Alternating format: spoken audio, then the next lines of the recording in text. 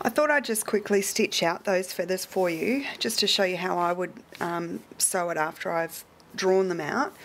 This is just my little practice sandwich that I've got sitting at the machine. I like to just get a strip of batting that's left over from a quilt and put two different coloured fabrics on either side. That way I can use the same coloured thread top and bottom, and I can kind of see if I've got any tension issues or anything like that. So first up, on the Sweet 16, we need to bring up that bobbin thread. So I'll just kind of start down the bottom here somewhere, and I'll just tap the foot and tap it again, and that'll bring up the thread. And you can see if I just give that thread a tug, the bobbin thread will come up and I can just grab a hold of it. And then I'll hang on to those and just do a few stitches to secure the stitches there. Okay, now I'm ready to go. I've got the machine set on 50. I might just take it down to 35 so I can show you. That's my speed, by the way. I'll take it down to 35 so I don't have to worry about how far to the floor my foot is. I can just put it flat to the floor and go from there. So I'll just start stitching. And first of all, of course, I'm going to draw my stem and give myself a couple of little curves and do that teardrop at the top. Then I'm going to track back down on the stem, back down to the bottom. Because as I said in the drawing, I like to start from the bottom and work my way up, back up to the top. So I'm going to start with that little curve and then back around and come back into the stem at that nice angle. And I'll work my way back up to the top, always going into the stem at that angle. I'll do a little short one so I can really curve around there. I find there's a few different types of people. Some who like the really traditional feathers where the feathers are all exactly the same size, and then there's the more the quilters who like me, who like the different shaped feathers that give it lots of variety. So this is the way I would quilt them, with lots of different size feathers. I don't want them all to be the same.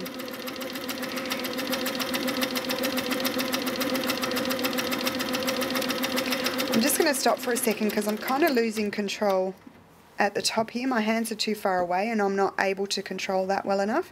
So I'm just going to reposition my hands. I'm just going to do a little one here, and then I'm going to fill with a big one to finish it off.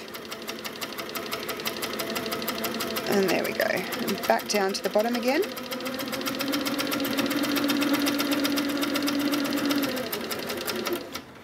Again, I'm going to reposition my hands because I've kind of lost a bit of control there. Start off with that C again, that curve.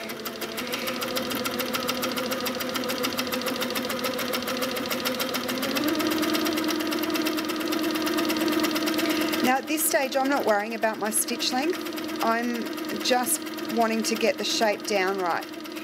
I'm just going to throw in a little one there. The stitch length will come with time and with practice. The more comfortable you are with the shape, the better your stitch length will be. So don't worry about that too much to start with.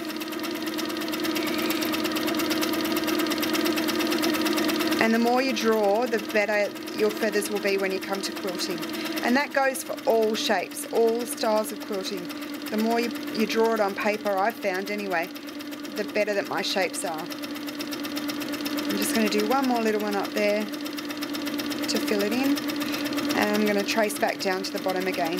Now you will end up, if you do it this way, you will end up with a really heavy stem, but I actually kind of like that. I think that's kind of my style, and I prefer it to look that way. If you don't, you can echo back around from the top to get back down to the starting point, and that way you're not tracing over it again. Now I'm going to echo. When I'm echoing, I like to be, if they're this size, I like to be about 1/8 of an inch away from the feather. I find that's a good distance, but the bigger the feathers, obviously, the more distance you want for your echo. But you do want to keep your echo fairly close. It just sort of highlights the piece.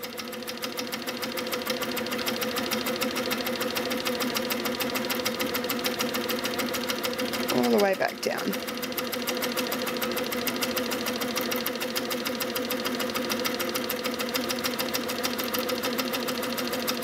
I kind of hover at those points to get a nice sharp point in those little grooves. I find that you need to kind of stop, or not stop, but just hover in that point to get a nice sharp point there. And I'm just going to put those little lines in. I don't know what they're called, but they're just basically a little line that I'm just backtracking over. I'll throw in a little curve.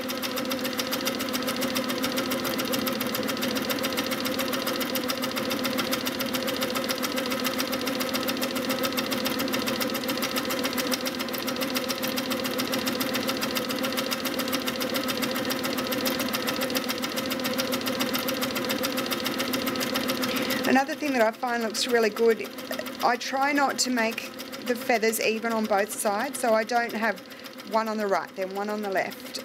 I tend to kind of mix it up depending on how much room I've got in the curve or which way the curve's going.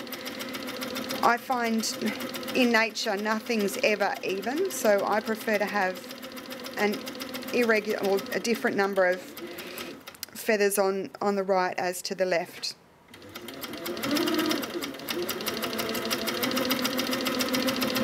I'm going a lot slower than I normally would, just so you can see a bit better. So my hands are going fairly slow. Normally I would go a fair bit faster than this.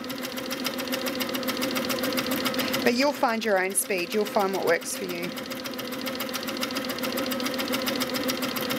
I'll throw in another little curve up here.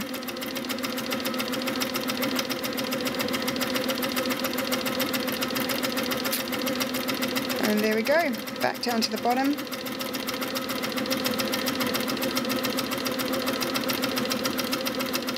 Like that, and that's our feather. I'll just show you some pebbles and how I quilt pebbles. As I said, I like to do the figure eight. With the figure eight, you will end up tracing over half of the circle each time. So you're really doing about 1.5. Well, that time I nearly went around the whole thing, the whole circle twice. But you kind of are tracing over the pebble to complete that figure eight.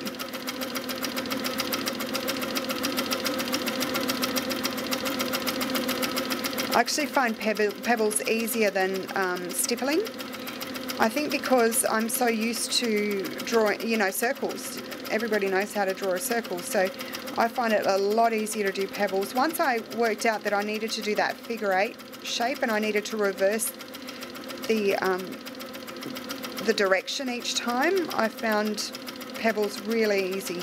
So if you're having trouble with your stippling, just try doing the pebbles and I think you might be surprised.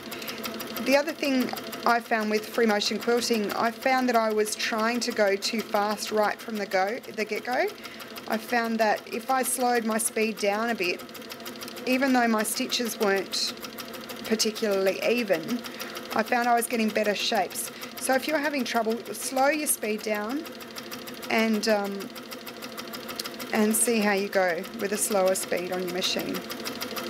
It just gives you more thinking time. If you're going super fast, you kind of need to know exactly where you're going.